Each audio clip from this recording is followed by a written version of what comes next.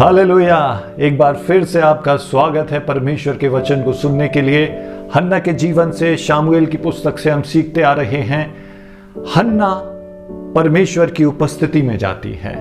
हन्ना इस बात को समझती है कि लोगों के आगे रोना मेरे लिए उत्तर नहीं लेकर आएगा, और हन्ना अपने आंसुओं के साथ परमेश्वर की उपस्थिति में जाती है। और जब वो परमेश्वर की उपस्थिति में रहती है, वो अपने आंसुओं को बहा के अपनी पीड़ा को, अपने दर्द को व्यक्त करती है और रोते हुए, बिलखते हुए परमेश्वर से एक कमिटमेंट करती है, एक परमेश्वर के आगे समर्पण करती है, एक मन्नत मांगती है। सुने, बाइबल कहती है, पहला शामुएल पहला अध्याय 10वीं और 11वीं आयत। वह मन में व्याकुल होकर यहोवा से प्रार्थना करके और बिलक बिलक कर रोने लगी, और उसने यह मन्नत मानी, हे सेनाओं के यहोवा, यदि तू अपनी दासी के दुख पर सचमुच दृष्टि करे और मेरी सुधि ले और अपनी दासी को भूल ना जाए और अपनी दासी को पुत्र दे, तो मैं उसे उसके जीवन भर के लिए यहोवा को अर्पण करूंगी और उसके सिर पर छुरा फिरने ना पाएगा। तो हन्ना परमेश्वर के आगे समर्पण करती है और कहती, प्रभु यदि तू मुझे आशीषित करे, मुझे आशीष दे, तो वो आशीष मैं तेरी महिमा के लिए अर्पित कर दूंगी। वो आशीष मैं तेरे जलाल के लिए, तेरे प्रताप के लिए अर्पित कर दूंगी। उसे मैं नहीं रखूंगी, लेकिन मैं उसे तुझी को ही दे दूंगी। और बाइबल में लिखा है, जब वह ऐसा समर्पण करती है, जब वह ऐसा समर्पण करती है, परमेश्वर उसके समर्पण को ग्रहण करता है और परमेश्वर हन्ना की सुधि लेता है। सुने 20वीं आयत। तब हन्ना गर्भवती हुई और समय पर उसके एक पुत्र हुआ, और उसने उसका नाम शामुएल रखा, क्योंकि वह कहने लगी, मैंने यहोवा से मांग कर इसे पाया है। उसने परमेश्वर से कहा कि परमेश्वर यदि तू एक संतान मुझे दे, एक बालक मुझे दे, तो मैं उसे तेरी महिमा के लिए तेरे भवन में अर्पण कर दूंगी। और लिखा, परमेश्वर ने उसके समर्पण को देखकर उसे आशीषित किया और उसे शामुएल दिया। और अब हन्ना उस बालक को लेकर अपने समर्पण को पूरा करने भवन को जाती है। वो एली याजक के पास पुनः थोड़े समय रुककर एली याजक के पास जाती है उस बालक को लेके। और बाइबल में लिखा है 28वीं आयत, 27वीं आयत से सुने, यह वही बालक है जिसके लिए मैंने प्रार्थना की थी और यहोवा ने मुझे मुंह मांगा वर दिया है। वे एली याजक से बात करके कहती है, ये वही बालक है जिसे मैंने प्रार्थना किया था और परमेश्वर ने मुझे दिया। अब सुने 28वीं आयत, इसीलिए मैं भी उसे यहोवा को अर्पण कर देती हूं कि यह अपने जीवन भर यहोवा ही का बना रहे। और हन्ना शामुएल को, जब वो बालक ही था, परमेश्वर की उपस्थिति में जाके अर्पण कर देती है। और जब शामुएल भवन में चला जाता है, लिखा हुआ है, साल बीतने लगते हैं। शामुएल मंदिर में सेवा करते हुए बड़ा होने लगता है, और जब शामुएल बालक ही होता है, परमेश्वर उस पर प्रकट हो जाता है और परमेश्वर के ज्ञान में, परमेश्वर की विजडम में, परमेश्वर के प्रकाश में शामुएल मैच्योर हो जाता है, जवान हो जाता है। और सुने, जब वो जवान हो जाता है, उसकी क्या गवाही बनती है। जब वो जवान हो जाता है, इज़राइल देश में उसकी क्या पहचान बनती है। सुने 3रा अध्याय, उसकी 19वीं और 20वीं आयत। शामुएल बड़ा होता गया और यहोवा उसके संग रहा, और उसने उसकी कोई भी बात निष्फल होने ना दी। शामुएल की पहचान थी, शामुएल जो कहता परमेश्वर उसको पूरा कर देता। परमेश्वर शामुएल के संग रहा, परमेश्वर शामुएल के संग रहा, और इज़राइल को एक प्रॉफिट मिल गया, इज़राइल को एक नबी मिल गया।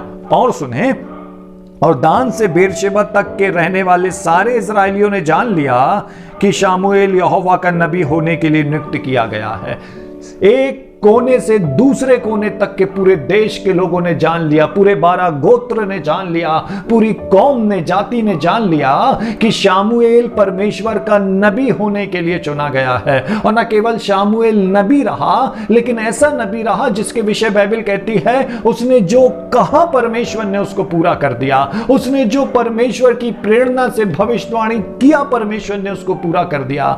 तो परमेश्वर ने एक ऐसे नबी को उठाया जिसकी कोई भी बात उसके जीवन भर असफल नहीं हुई। और न केवल इजराइल देश को एक नबी मिल गया जो परमेश्वर की आवाज लेकर आने लगा, लेकिन इजराइल देश को एक न्यायी भी मिल गया, क्योंकि शामुएल शाऊल के राजा होने के पहले तक इजराइलियों का न्याय भी करता रहा, तो वो न्याय भी कहलाया।